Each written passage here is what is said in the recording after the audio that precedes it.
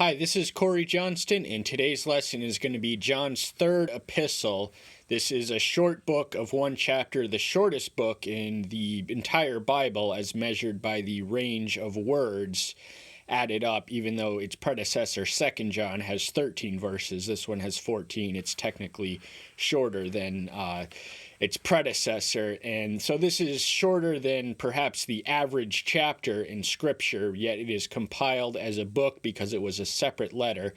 And this is a little bit more personal than the one which came before it. There are 3 individuals referenced by name in this book, and the presence of apostasy and the need to vigilantly maintain the truth is moved from the house in the second epistle to the assembly itself in the third epistle. And to be clear, the original assemblies met in homes because they were at various times an outlaw institution. There was no designated place of worship, but the assembly where the gathering would have taken place would have been distinct from the homes where the apostate false teachers' influence was creeping in and wreaking their havoc. So we do meet a cast of characters in this book, an entire range and spectrum of virtues and vices. There are negative models and positive role models provided throughout the entire Bible, each of which exist for our edification. Obviously, the positive ones are worthy to emulate, whereas the negative ones are not. So the first verse reads, "The elder, to the beloved Gaius, whom I love in truth."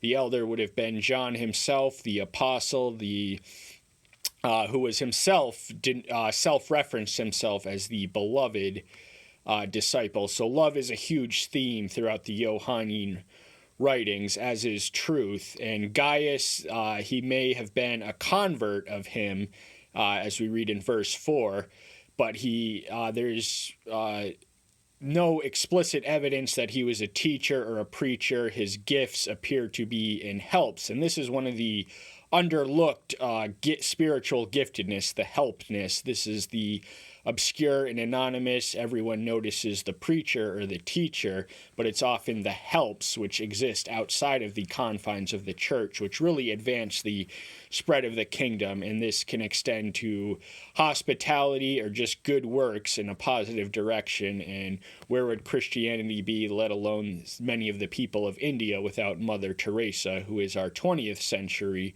model for works? And he loved him in truth. Truth and love are to be combined. We read of in Ephesians 4:15 that we are to speak the truth in love. So it's not enough that we speak the truth. How we do it is even more important that we do it, because truth without love, it's been said, is brutality, and love without truth is hypocrisy. Beloved ones, I pray for you to do well in every way, and to be in health, as your life is doing well. So as the beloved disciples, he also included the ones he ministered to. John was a pastor in the city of Ephesus, which was in its heyday the 4th largest metropolis area in the Roman Empire. It existed in the modern country of Greece and hosted a town of some 500,000 people. But we gather from this that the intended recipient of this letter, Gaius, may not have been physically flourishing, yet he was spiritually sound. So our spiritual capacities must be exercised just the same as the body, and they both require rest. But we are to daily endeavor to exercise our spiritual gifts, which, like physical muscles, will atrophy in the absence of usage or exercise. For I rejoiced greatly when brothers came and witnessed of the truth in you, as you walk in the truth. So this was a great source of joy that John, who articulated the truth to a greater extent than perhaps any other author in Scripture, his pride and joy would have been that the ones he converted and ministered to would be walking in truth, and that their reputation for having done so would precede them and reach his ears even when he was not physically with them. I have no greater joy than to hear of my children walking in truth. This essentially communicates much of what I earlier said. This was his prized possession, his greatest joy, and to hear it would have been music to his ears. Beloved ones, you are acting trustworthily in whatever you do for the brothers and for the strangers. So the brothers and the strangers, the brothers would have been the fellowship, the familiar members, the Christian community. The strangers would have been the outsiders, and our ministry to them is arguably equally as important as our ministry to our own.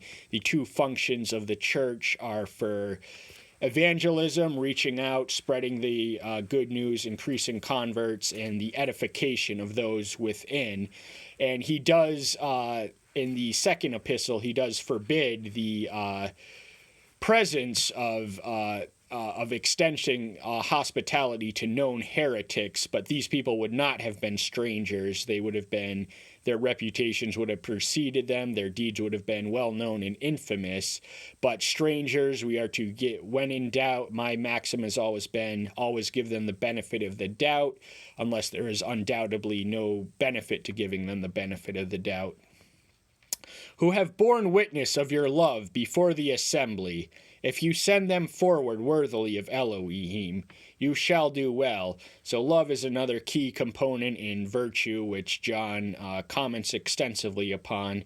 He is known as the apostle of love, and rightly so, because he articulates it and expounds on the range of its definition and application, perhaps more so, easily, arguably, more so than any other author of sacred writ. And to send them forward worthily, that it means to instruct them and equip them to do the work we are called to do. And if we do this, we will do well. There is no argument against doing that, no reasonable argument at least. Because they went out for the sake of the name, receiving not from the Gentiles. For the sake of the name is the name we bear, we Christians.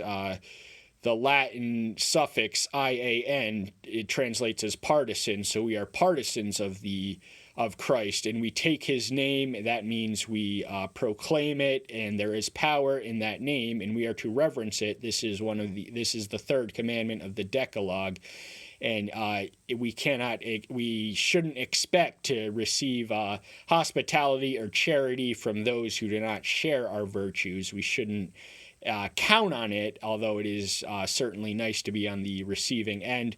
But the Gentiles, distinct from Christians, many people of Gentile backgrounds were included in the ancient assembly, and they've been the majority ever since. But the Gentiles in this specific context would have been non-believers.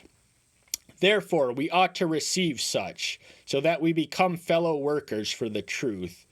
So to receive those who did not extend them generosity and hospitality and charity, it has to start somewhere, so why not with you? And the ministry is a teamwork. The fellowship is a plurality of people joined together, each contributing what they can, their spiritual giftedness. Everyone has at least one for the collective good. And fellow workers, co-workers is a theme he also mentions in 2 John. So we are never in this alone, even though it may come to a time when we have to stand alone for our faith. We're going to have no one around us to defend us verbally. We still got to stand strong and proclaim the name without shame. I wrote to the assembly, but Diotrephes, who loves to be the first among them, does not receive us. So this Diotrephes, he is the antagonist of this short book. He is a false teacher whose chief fault, there's no inference that he was doctrinally misguided, or at least that was not the nature of John's criticism. His chief flaw was in behaviors or works, and the master said in Matthew 7:16 through 20 that we will know the quality of the minister by the fruit they bear. And Diotrephes, he was motivated to be preeminent, and this is a word of caution for any Christian, even in this day and age. Any pastor who says this is my church with a claim of ownership to that which rightly belongs to Elohim is severely misguided and has no business in the ministry, yet there are many among them who are, but we are stewards of what Elohim has graciously entrusted us to manage, and so there is no claim of ownership over the building or the people in it, but this Diotrephes could not grasp. So if I come, I shall call to mind his works, which he does babbling against us, with wicked words, and not satisfied with that, he himself does not receive the brothers, and forbids those who want to, putting them out of the assembly. So we gather that Diotrephes was by nature an excluder. He refused to extend hospitalities to the brothers. These were the community of like-minded believers, and he would expel and exclude those who threatened his covetous ambition to be first among men, to have the honor of preaching from the pulpit. And he used that pulpit to speak wicked words against John, and the faithful flock of his. And if that were not enough, he also does not. He's an excluder and an elitist who does not extend hospitality to brothers, and excommunicates those for no greater reason than he is threatened by their presence, potentially counteracting his designs to be preeminent in the church he ministers at. Beloved ones, do not imitate the evil, but the good. The one who is doing good is of Elohim, but he who is doing evil has not seen Elohim.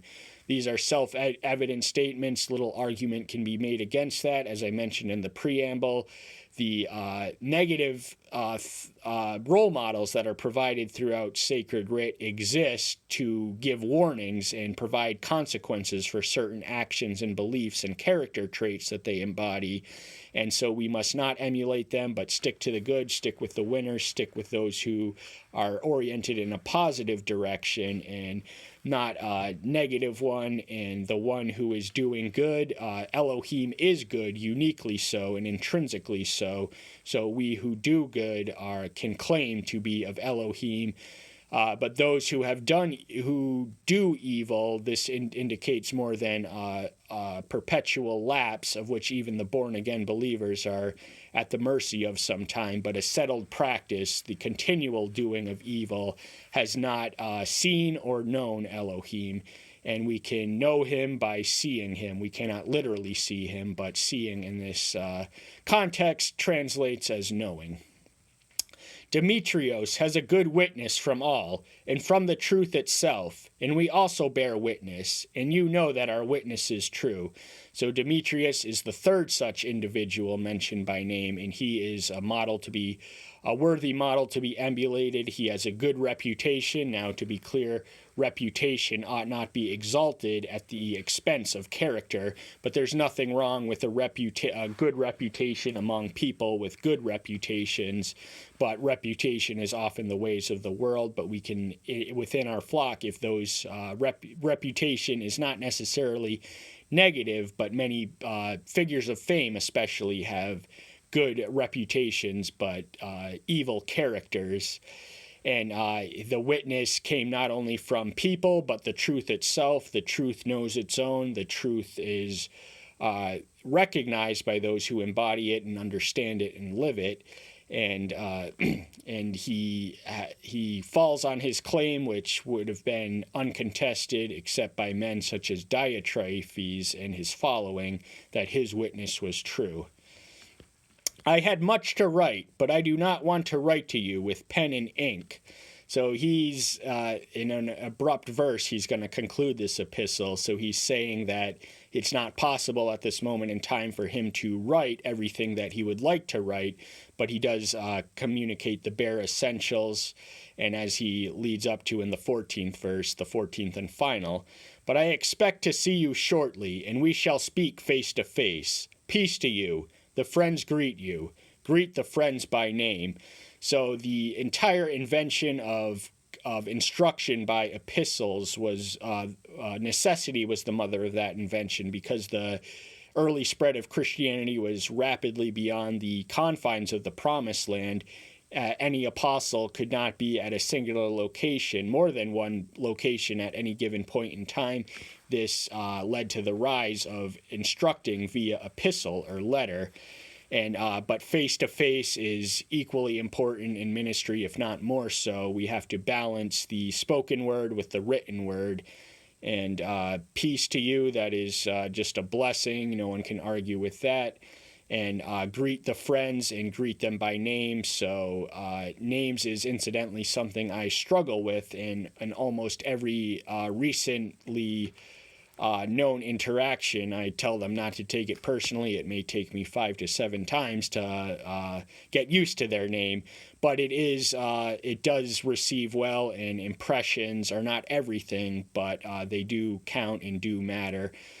So that's the third epistle of John. I'm glad you're here. That's all the time we have for today. I hope to see you soon. Take care until then. Bye-bye.